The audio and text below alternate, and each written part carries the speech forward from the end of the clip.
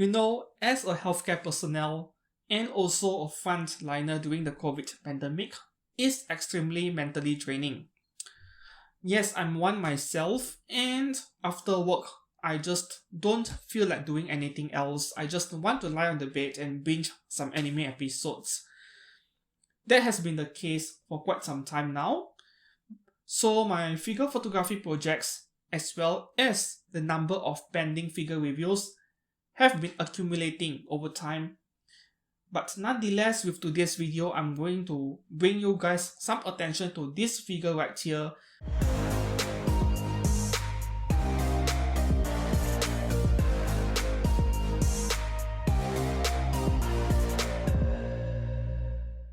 Hello and welcome back to Excogane Blog and Photography. I'm Steven. Today's figure review is going to be a rather detailed one because this is a relatively premium figure offering coming from Aniplex and also an exclusive. Aniplex 1x7 scale Valkyrie Thrúd, a Lancer class servant from 5th Grand Order series. And naturally, this is a rather niche character. If you are unfamiliar with the FGO franchise, you wouldn't know who she is. To keep things simple, she is one of the 3 Valkyrie sisters and one of the daughters of the god of Odin in Norse mythology. All 3 sisters were made into figures by Aniplex, but if you were to ask me, did I buy all 3 of them? Of course I did not. If I did buy all 3, I would be reviewing all 3 of them together in this one video. Is it because they are too expensive? Well, that might be one of the reasons. That is actually the second reason. The main reason is because they have the same exact pose and I'm not very fond of that. Understandably, Aniplex was just following the official artwork when they adapted that artwork into an actual figurine. But if Aniplex were to just make a very small, subtle change, I would have bought all 3. For example, if this one is facing towards the left, maybe the second sister would be facing towards the right, basically similar to a mirror image, and the third one facing in front. So just this subtle change would have been enough to convince me to buy all 3, but that did not happen. So I just picked my favorite design out of the 3. Thrud happens to be the one I liked the most. How much does this figure retail for? Officially 16,000 Japanese yen, about $160 US, but you are not going to be able to find this figure at this price because that is without tax and shipping. And given this is an exclusive figure, she is hovering for around 20,000 Japanese yen, $200 US, excluding shipping. Recently, one of the feedback I got from you guys watching my channel is that you guys want to know the dimensions of the figure. Normally, I did not mention dimensions of a figure because that is something you can find on the product page of a figurine, but since you guys asked for it, here it is. This figure measures about 27 centimeters tall, up to the ears over here. Or I should call wings on her head, right? Not including this piece on the back, 27 centimeters up to this point. And the diameter of the base as well, you guys asked for it. For this figure, 15 centimeters. So before I move on to the actual figure itself, there is the box I would like to show you guys about, and I have very nice things to say about the box. While the box may not seem to be anything special, this is a very solid, very tough box, and I really wish more figure brands would pay attention to the quality of the packaging of their figures, because nowadays during the COVID pandemic, the amount of parcels have been increasing in folds as people were not able to shop in physical stores in shopping malls. Everyone has gone online. So an increase in parcels result in rough handling, bad handling from the couriers. They will just throw your parcels around. This one is no different. Box damage during shipping. Yes. But this figure and the box survived because the box is really solid stuff. Unlike my Quest-Q Elizabeth battery figure, which had her tail fractured because the box wasn't able to protect the figure. Moving on to the actual figure itself, this figure surprised me, if I have to be honest with you guys. And this is high praise from me towards an Aniplex figure.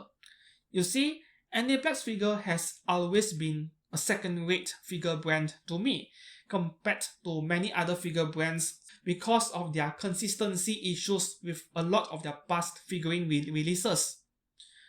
5 years ago, their saber had a lot of paint issues, paint scratches all over the place or paint peeling off the figure.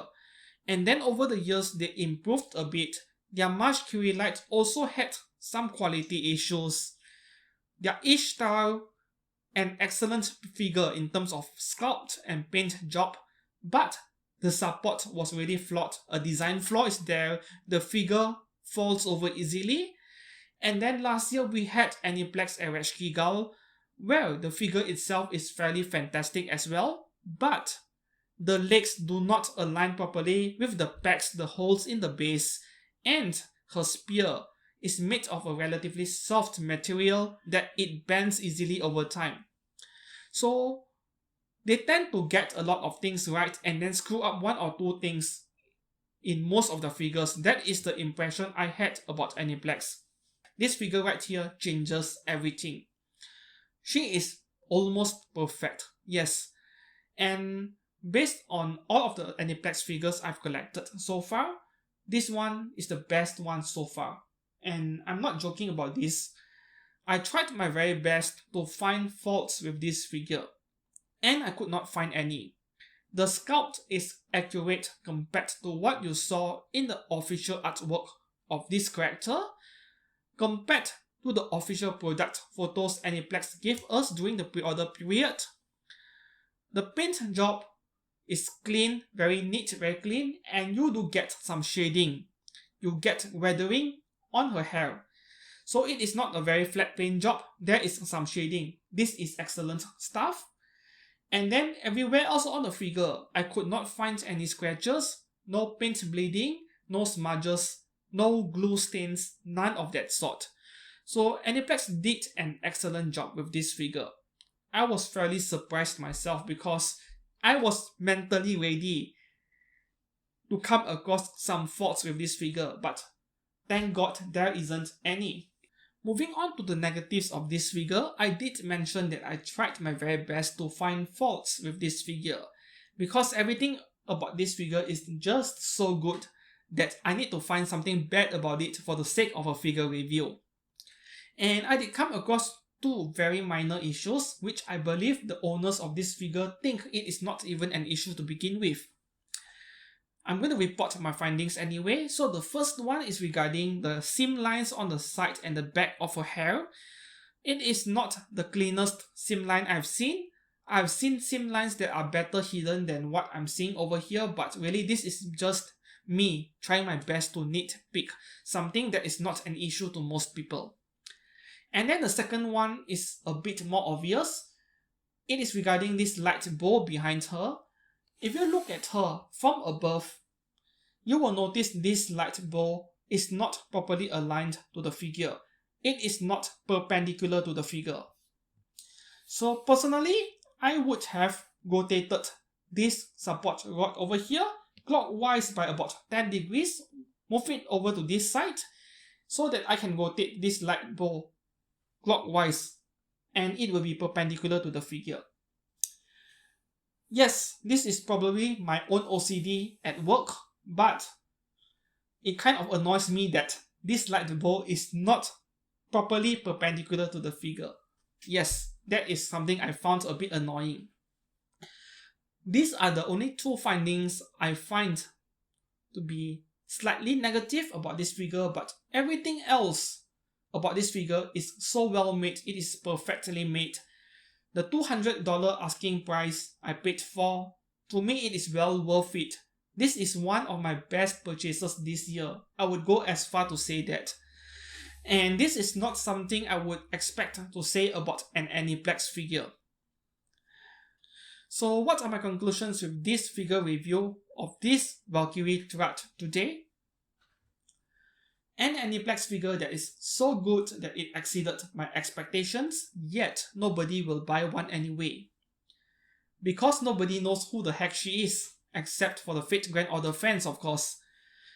And also, even among the FGO fans, not every FGO fan will buy this figure because it is not their favorite character. As simple as that. Very few people will buy every single figure from a specific franchise. They tend to go only for their favorite characters, and that is totally understandable. And being such a niche character, as far as what I know and what I've seen so far, based on my own surveys, Aniplex did not sell many copies of this figure. It did not sell well, right? It is still widely available in some Japanese stores, despite her exclusivity, and even over in Chinese e-commerce website Taobao, where I got this figure from, she is also still widely available despite the limited status of this figure. So if you wish to get one, the good news is you might not have to pay a premium for her, but do expect to fork out a minimum 200 plus US dollar for this one right here, a minimum of 20,000 Japanese yen, and that is not yet including shipping costs. Do look forward to me doing a photography project with this figure. I don't really know when. As I mentioned earlier, I have a long list of backlogs. But if you do have any questions to ask, please do not hesitate to drop down a comment below. I will get back to you as quickly as possible. Thank you very much for watching this figure review and have a nice day.